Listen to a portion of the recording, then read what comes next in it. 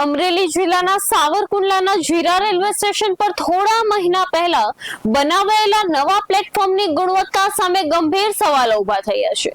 ભાજપના પૂર્વ મહામંત્રી રામદેવસિંહ ગોહિલની લેખિત રજૂઆત બાદ અમરેલીના સાંસદ ભરત સુતરિયા જાતે જ સ્થળ પર પહોંચ્યા અને પ્લેટફોર્મનું નિરીક્ષણ કર્યું હતું.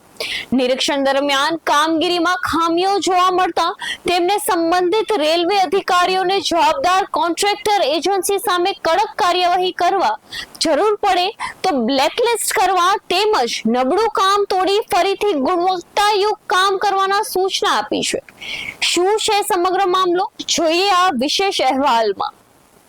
રેલવે સ્ટેશન જે બન્યું છે તે રેલવે સ્ટેશનનું કામ નબળું થયું હતું. મારી પાસે ફરિયાદ આવી. અમારા એક મહામંત્રી રામદેવસિંહભાઈ હતા, એને ફરિયાદ કરી અને મને પત્ર લખ્યો હતો કે કેન્દ્રની યોજના છે, નરેન્દ્ર મોદી સાહેબનું વિઝન છે કે રેલવે સ્ટેશન સુંદર હોવા જોઈએ અને ગુણવત્તાવાળા જે અમે પૈસા આપ્યા છે એની અંદર કામ હોવા જોઈએ.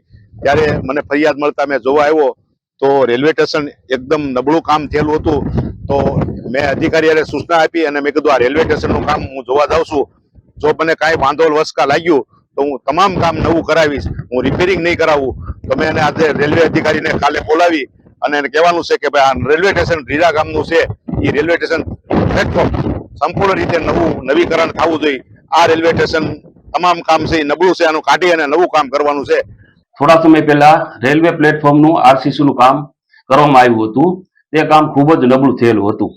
આ અંગે મને જાણ થતા મેં 3-4 દિવસ પહેલા સાંસદ શ્રી અમરેલીના સંસદ સભ્ય શ્રી ભરતભાઈ સુતરિયાને પત્ર દ્વારા જાણ કરેલ હતી.